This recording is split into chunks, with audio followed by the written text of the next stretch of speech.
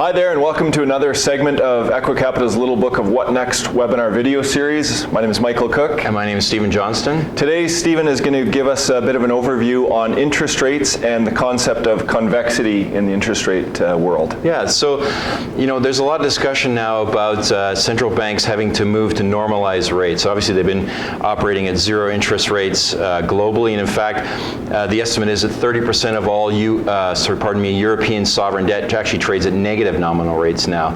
And the challenge becomes, because they've been operating at 0% interest rates now for the last 7 years, they have effectively filled the balance sheets of the world's pension plans with bonds that are yielding, let's say on average, 1%.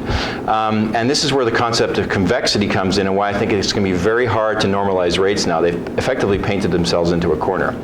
Because convexity is the idea that as interest rates change, the value of a bond changes. And the bigger the change in the value. And so why this is important is because when a bond is trading at 1% and it goes to, say, a 3% yield, that is an enormous change in convexity. And so if your bond was 7% and went to 8, you would suffer a small loss. But if your bond is trading at 1% and goes to 3, you suffer an enormous loss. And so if you think about all these pension plans, 60% of their assets are debt, typically sovereign debt, trading at 1% yields. If interest rates were to normalize, their bond losses could be in the order of magnitude of 40 to 50%, which of course would make them insolvent. And so when you hear about all this discussion about normalizing rates, that's what you should be thinking about. How probable and possible is it to normalize rates when that would effectively bankrupt the pension plan community?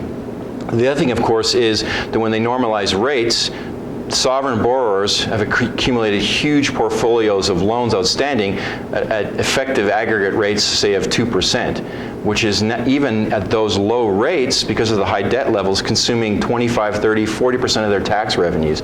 If rates were to normalize up to 5%, it would consume their entire tax base, which of course begs the question, how are you going to fund all the other things that governments do if they're spending all their money on interest rate repayments? And so those two things, convexity and rollover risk, I think are really strong mitigants against any plausible increase in interest rates. And as strange as it may seem, that those two drivers may force the hand of central banks globally for a very extended period of time, no matter how damaging it is to the economy and how inflationary it might be and how destructive it is to the value of the currency.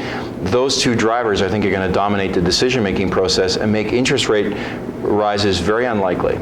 Well, that's a very interesting concept. Thanks for sharing it with us today, Steve. We look forward to seeing you again on another segment of Equicapita's Little Book of What Next webinar video series. Thank you.